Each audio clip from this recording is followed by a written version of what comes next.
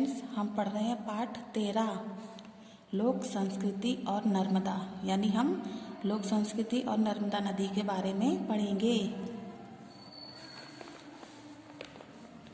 संस्कृति की कहानी मनुष्य और नदी की जुगलबंदी की कहानी है। मनुष्य और नदी।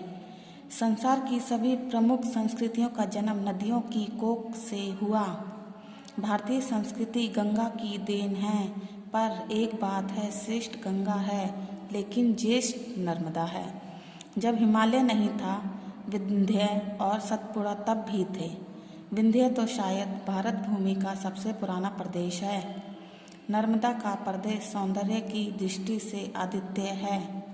आदिम संस्कृतियों का भंडार है। गिरि जन और वन जातियों की प्राचीन लीला भूमि है। कभी नर्मदा तट पर दंडकारण्य जैसे घने वनों की भरमार रही। इन्हीं वनों के कारण वैदिक आर्य तो नर्मदा तक पहुँचे ही नहीं। जो आए वह भी इन वनों को पार कर दक्षिण में जाने का साहस न कर सके। उन दिनों नर्मदा आर्यवत की सीमा रेखा थी।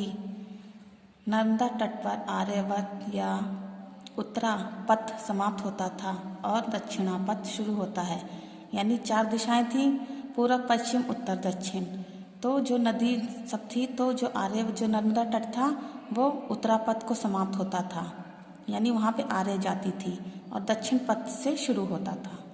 तो इसी तरीके से जो लोग भी आए तो सिर्फ वनों के पास तक रहे, दक्षिण में जाने का साहस ही नहीं कर पाए, क्योंकि उस टाइम पुराने टाइम में नदी पहाड़ पर्वत ये सब चीज़ें होती थी। अब तो जनसंख्या के कारण वन वगैरह सब कटते जा रहे हैं, तो इतने जंगल और भरमार नहीं हैं। तो यही चीज़ हमें बताई गई है इस लेसन में। नर्मदा तट पर मोहनजोदड़ो या हड़प्पा जैसी नगर संस्कृति नहीं रही, लेकिन एक आरण्यक संस्कृति अवश्य रही। यदि नर्मदा तट पर कौन थे पहले? मोहनजोदड़ो और हड़प्पा संस्कृति नगर संस्कृति नहीं रही, जैसी संस्कृति नहीं रही। यानी पहले वो लोग थे लेकिन अब वैसी नहीं है। भारतीय संस्कृति मूलतः आरण्यक संस्कृति है।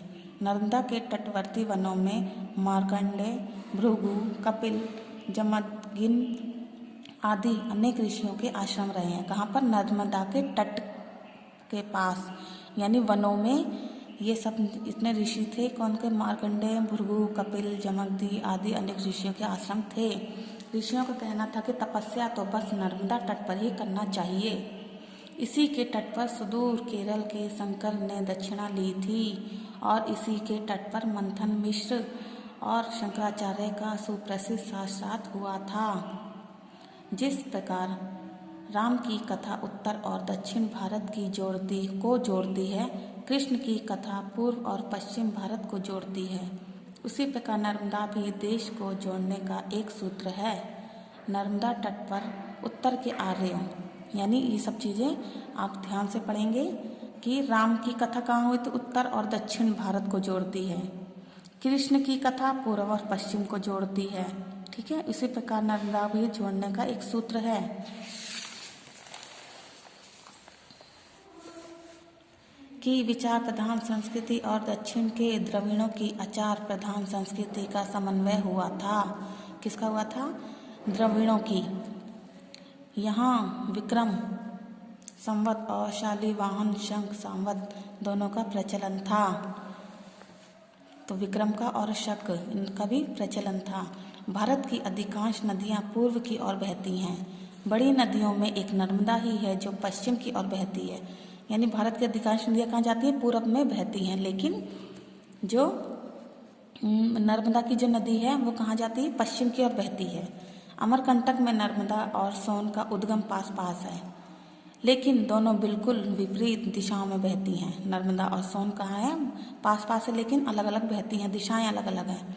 कहते हैं नर्मदा और सोन यानी सोनभद्र जैसे नद माना गया है का विवाह होने वाला था, पर सोन नर्मदा की दासी जुहिला पर ही आसक्त हो बैठा तो नर्मदा नाराज हो गई। कभी विवाह न करने का संकल्प के साथ पश्चिम की ओर चल दी। यानी कि नर्मदा नदी नाराज हो गई थी, तो सारी नदियाँ पूर्व में बह रही थी, लेकिन जब वो नाराज हो गई तो वो कहाँ है? सबसे अलग हो गई, तो वो पश्चिम की ओर बहने लगी। लज्जित सोन पूर्व की ओर गया। नर्मदा चिर कुमारी कहलाई।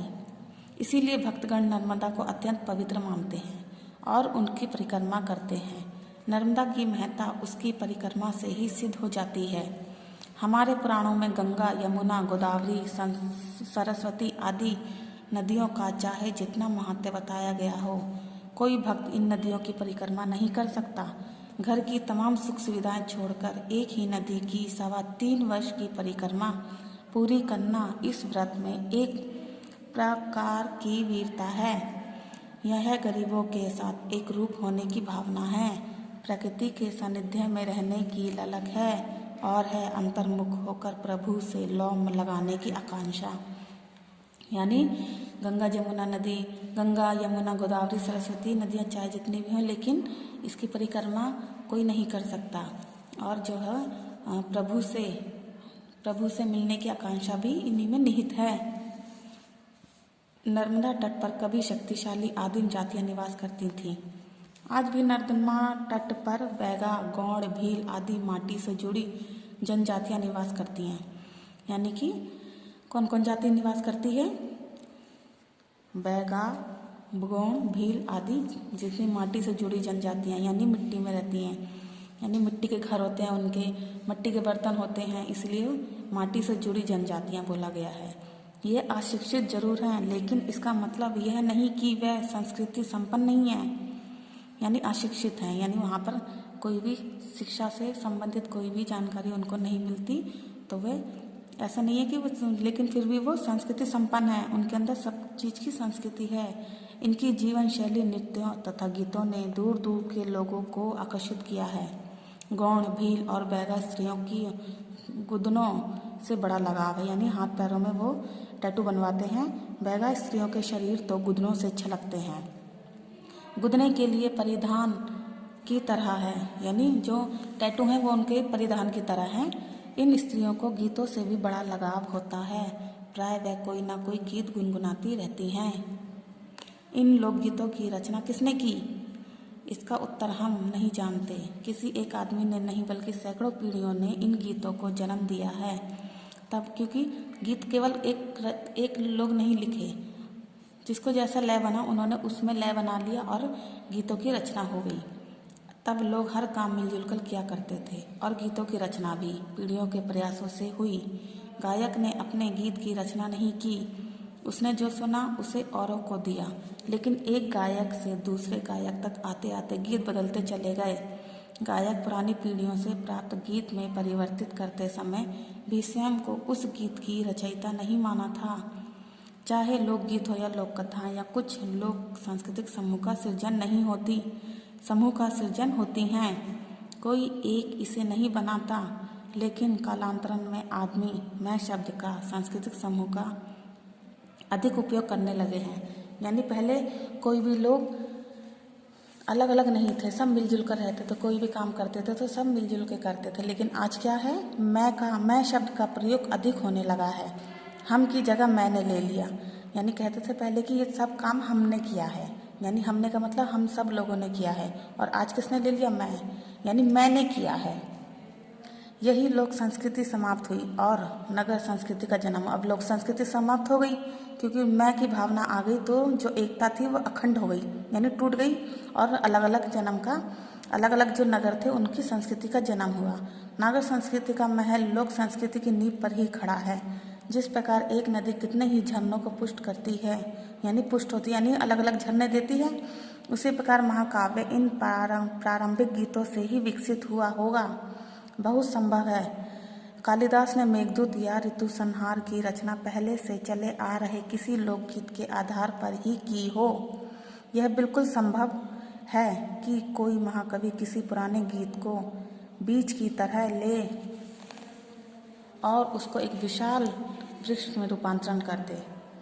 यानी पहले क्या था, सब जो कालिदास थे उन्होंने मेघदूत और ऋतु संहार का लोकगीत के आधार पर ही उसका आविष्कार किया, तो ये सब छोटी छोटी चीज़ें एक विशाल वृक्ष का रूप ले लेती हैं। लोक संस्कृति की दूसरी विशेषता है उसकी सादगी, उसकी सरलता। सरल को जटिल बना देना आम बात है, पर जटिल को सरल बनाना बहुत कठिन है। लोक कला में कहीं कोई आबंडन नहीं होता, कोई बनार सिंगार नहीं होता। सहज हृदय से सहज रूप से प्रवाहित कला ही बड़ी बलवाती और बड़ी तेजस्वी होती है। हमें प्रभावित करने की उसमें अपार शक्ति होती है। समूचा नर्मदा तट मंदिरों और देवालयों से भरा है। प्रत्येक तीर्थ किसी पौराणिक आख्यान से जुड़ा है। इन देवालयों और घाटों में सुबह शाम आरती का स्वर या शंख की ध्वनि गूंजती है। यानी जो नर्मदा तट है वहाँ मंदिर और देवालय भरे हुए हैं, तो वहाँ पर सुबह और शाम क्या होता है, आरती होती है, शंख गूंजते हैं। तो कहीं कथा वार्ता या भजन कीर्तन का स्वर लहराता है, या कहीं कोई भक्त दिए पाद पंकज नामानी देवी नर्मदे का स्तोत्र पाठ करता है। गेरुए वस्त्र पहने साधु या दंड कमंडल लिए सन्यासी या नर्मदा तट पर भरने वाले असंख्य मेले भी यहाँ की लोक संस्कृति के अभिन्न अंग हैं। शिवरात्रि या कार्तिक पूर्णिमा पर समूचा नर्मदा तट और से छोर तक हजारों मेले और मड़ई से गूंज उठता है। यानी शिवरात्रि या कार्तिक पूर्णिमा में मेला लगता है तो और से छोर तक भीड़ ही भीड़ दिखाई देती है। हंसते चहकते लोगों के दल इन मेलों में उमड़ते हैं। गांव के कठोर जीवन में ये सब मेले रस घोलते हैं, यानी गांव के कठोर जीवन में ये मेले रस घोलते हैं, यानी अच्छा लगता है मेले वगैरह लगते हैं। तो इन मेलों के कारण ग्रामीण जनता एक सूत्र में बंधती है। दूर दूर के ग्रामीण नर्मदा मैया की जय बोलते हुए आते हैं और पवित्र नर्मदा जल अपने साथ ले जाते हैं। नर्मदा तट का निवासी नित्य पूजा पाठ करता है। इनके कई अनुष्ठान बड़े काव्यात्मक होते हैं, जैसे पर्व त्योहार पर किया जाने वाला दीपदान। रात को अंधेरे में जब महिलाएं दीप प्रज्वलित करके नर्मदा में प्रभावित करती हैं, तब उन दीपों का केसरिया उजाला कितना मोहक लगता है। नर्मदा तट के घाटों की शोभा का क्या कहना। होशंगाबाद और महेश्वर के घाट हमारे देश के सर्वोत्तम घाटों में से हैं। सुबह से लेकर शाम के अंधेरे तक इन घाटों पर लोगों की भीड़ बनी रहती है। यानी जब मेला लगता है तो सुबह से शाम तक भीड़ लगी रहती है। जो जितना भी कार्यक्रम होता है वो बहुत ही रोचक होता है, बहुत मज़ा आता है। यहाँ गांव की महिलाएं अपनी सहेलियों के साथ अपना सुख दुख बांटती हैं। प्रकृति पर मनुष्य का प्रभाव निरंतर बढ़ता जा रहा है। प्रकृति को वश में करने में मनुष्य ने अभूतपूर्व सफलताएं पा ली। पहाड़ टूटते हैं, नदियाँ अपना स्वरूप बदलती हैं, बांध बनते हैं, विशाल जलाशय प्रकट होते हैं और नहरों का जाल बिछ जाता है। बंजर जमीन हरे भरे खेतों में बदल जाते हैं। लेकिन यह भी सच है कि संस्कृति के संपर्क में आने पर प्रकृति अपनी स्थिरता खो रही है। प्रकृति का परिष्कार करने से संस्कृति का जन्म हुआ। यानी प्रकृति का परिष्कार करने से मतलब उसको, जैसे पेड़ हैं तो पेड़ों को काट दिया तो अलग नगर बसाने के लिए चाहिए थी जगह, तो वहाँ पर अलग अलग नगर बस गए तो संस्कृति का जन्म हुआ।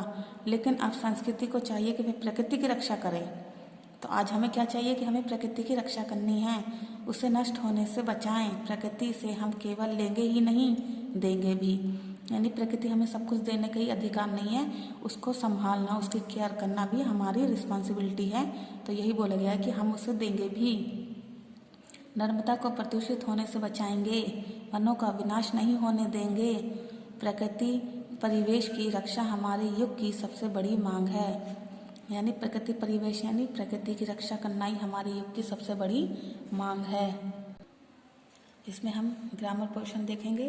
संज्ञा, सर्वनाम, विशेषण और क्रिया शब्द लिंग, वचन, कारक आदि के अनुसार परिवर्तित होने के कारण विकारी शब्द कहलाते हैं।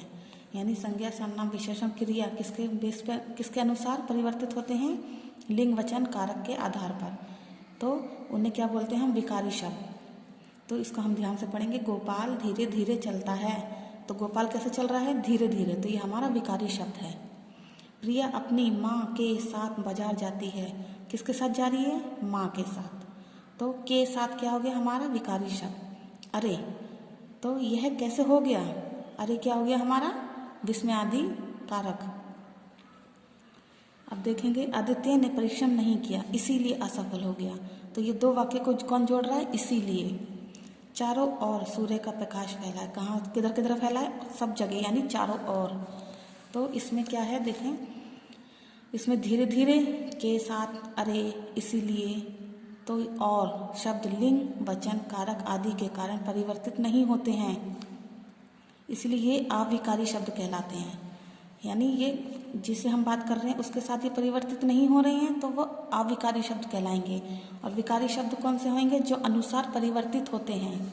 किसके साथ? इनके साथ। जो परिवर्तित होंगे वो विकारी होंगे, जो परिवर्तित नहीं होंगे वो अविकारी शब्द कहलाएंगे। तो इसके भेद हैं अलग अलग, निम्न प्रकार के भेद हैं। कितने प्रकार के भेद हैं ये? क्रिया, विशेषण, अविकारी शब्द। तो जोर जोर, अधिक, थोड़ा, लगातार, यानी कोई भी बात को हम जोड़ते हैं तो ये शब्द चेंज नहीं होते। तो ये क्या है? क्रिया के आधार पर। संबंध बोधक अविकारी शब्द। संबंध बोधक यानी संबंध किसके साथ है? के साथ है, उसके अंदर है, उसके ऊपर है, उसके पीछे है कि आगे है, तो ये सब संबंध के साथ होते हैं, तो ये भी अविकारी शब्द होंगे। समुच्चय बोधक अविकारी शब्द।